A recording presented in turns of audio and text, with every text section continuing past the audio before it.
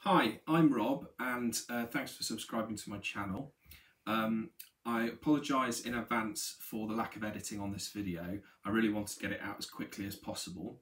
As some of you probably know, I'm, amongst other things, a software developer, and I know that a lot of you out there are currently stuck at home, maybe working from home, some of you working from home for the first time as well.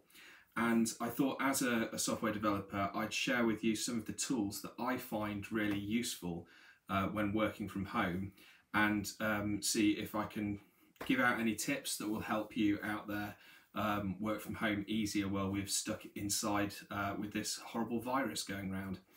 So the first tool that I want to talk about here is Google Hangouts.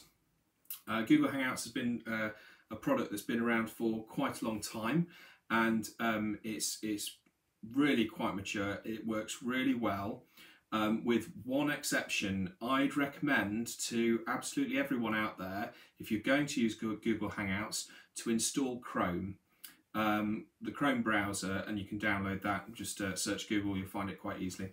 The reason for this is that on some browsers, Chrome will actually redirect users to go and say that it's not possible to work in this browser. So that obviously confuses people that are joining Google Hangout for the first time and is less than ideal. So top tip number one, if you're using Google Hangouts, firstly try it out, it's a really good service. And secondly, install Chrome. And the second tip for Google Hangouts as well is that every single Google Hangout has a unique URL. And that URL is valid for quite a while, possibly forever, who knows. But you can quite easily hop on and off that Google Hangout very easily. And also another thing you can do is leave the Google Hangout open, perhaps all day long if you want to see if other people join. So for example, when we're having team meetings, or if you just want to say hi to your team in the morning or something, you can do what I did this morning and open up a Google Hangout and share it with all the other team members and say, hey, drop in if you want to chat, or if you're feeling a bit lonely. It's a really great tool as well to get in touch with elderly relatives, because it's so easy. If you know the URL and you've installed Chrome, then it's just a case of clicking on the URL. The other thing to bear in mind is that it does require a username and password, so you do have to log in with a Google account in order to use it. If that is too difficult, if you really need to talk to someone, I'd really recommend Talkie.io, Talkie with a Y. .io, which works in a very similar way. You still need Chrome, but you can just go to the URL and it will open and it will work, and it's amazing. So yeah, give it a try. I'd also recommend, if you don't have good microphones and speakers in your laptops, to try using something like an iPad, a tablet, or a phone, because often the voice cancellation works a lot better and it's a lot clearer to hear the people on the other end because of the noise cancellation.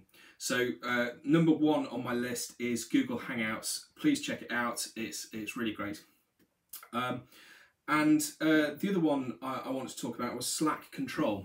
So Slack is a great messaging product for businesses. Give it a try. It's what we use all the time for communication within business, and it's largely replaced email for us, except for some unusual circumstances. So it's well worth giving it a try, but it also has a very good feature, and I do think this is a premium feature, but for people out there that are running businesses, this may be an absolute must, is that more than one person can control a single computer at the same time. So if you install the official software on your PC or Mac, one of the things that you can do is connect to one of your colleagues by starting a voice call, and then you can actually have more than one person in that conversation, so even 3 or 4 people. Each person can draw on the screen, and in a special mode as well, you can also enable it so that there are 4 different mice, like one for each person, and they can go and click on various areas on the screen, type text in, and control the computer. So if you've got junior members of staff, for example, and you're really trying to train them and show them how to do something, and it's just infuriating because you just want to show them but you can't take control of their computer, well, that's a really great way of doing it. It used to be called Screen Hero. It was purchased by Slack, and now it's part of Slack. So I would really strongly recommend checking that out and figuring out how to use it if that's something you have to do. There's other options like Go to Training, Go to Meeting, but they're often quite expensive. And with all the features of Slack for working in teams, I'd really recommend checking that out as a priority. It's really good. So the next thing that I wanted to mention is Google Docs and Google Sheets. A lot of people use Microsoft Word and Excel all day in the office, and more people are starting to use Google apps, for example, Google Documents and Google Sheets, and lots of people starting to use those products. And one of the reasons is they have great collaboration tools.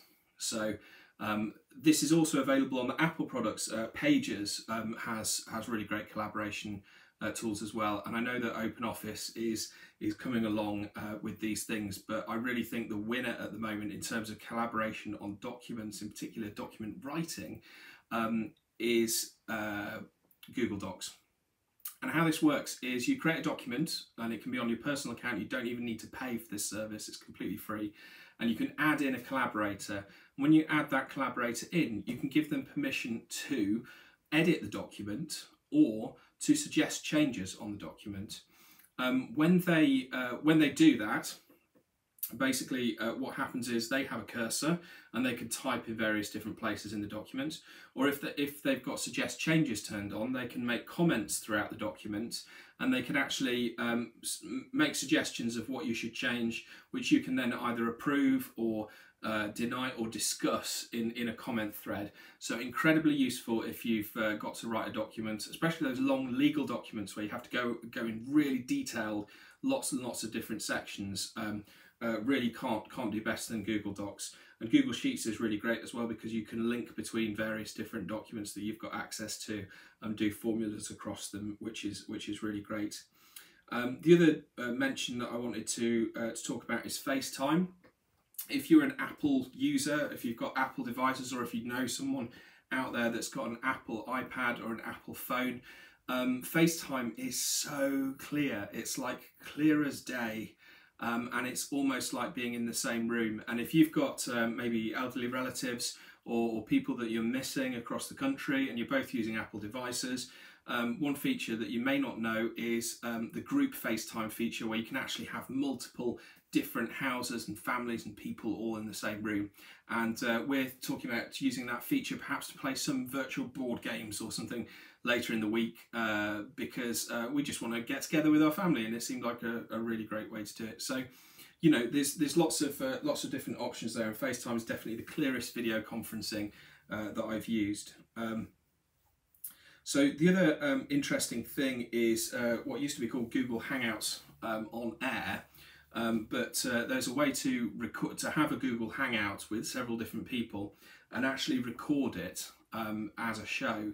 So for all you kind of like people out there that are writing plays, choirs, doing drama, doing rehearsals and things like that, and you don't want to give this kind of thing up, Hangouts is a really great way of doing that. And Hangouts on air allows you to record yourself and publish it to YouTube. So it's almost like broadcasting from your home, and you can have multiple people add in. So that's a really interesting feature, additional feature of Google Hangouts.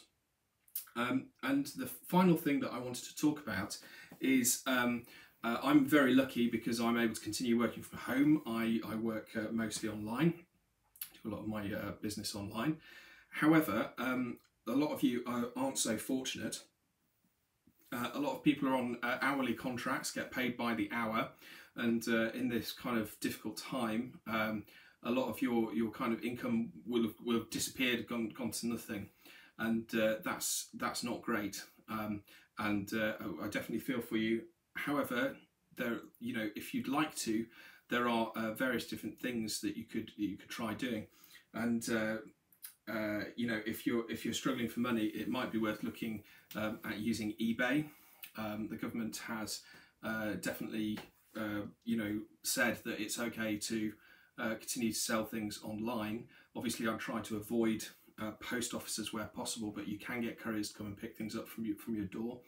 So one idea to make money, if you're off and you're trying to make ends meet, is possibly to look at selling a few things on eBay, and even look at buying some things on eBay which you think are underpriced, and then reselling them again without very much work. I've definitely done that in the past and made a few £100 here and there when I've needed to. So that works really well. And one of the things that other things that you can do is start thinking about intellectual products, intellectual property that you can create, that you can sell to people all over the world without too much hassle. So, for example, maybe you could start, if there's something that you're a specialist at that you can talk about, then maybe you could think about putting that into a book or a PDF or a document that you could sell online. And there are also lots of shops like the ones that we run, the Craft Collective, where you can sell products online. So if there's something that you make at home, that is always an option of doing that. So I hope that this has been useful. I really wanted to get across those video conferencing facilities and how they work, and there are loads of them on the market, obviously Skype being the most popular one, but I think there's real benefit to having just a URL that you click. You don't really need to install any additional software because most people have already got the browsers enabled on their machines. If I come up with any other things, I'm going to keep adding them on this channel. So if you want to hear more, then please subscribe and click the bell icon to get a notification when I submit a new video. If you've got kids at home and you're stuck at home, we made a video the other day about making little paper houses, which was quite fun, mostly for our nieces and nephews, that video was, but lots and lots of people have said that they've enjoyed making them. So check that out, and we're going to have some more monster makes come through from the Craft Collective soon. Okay, take care, look after yourselves. Bye-bye.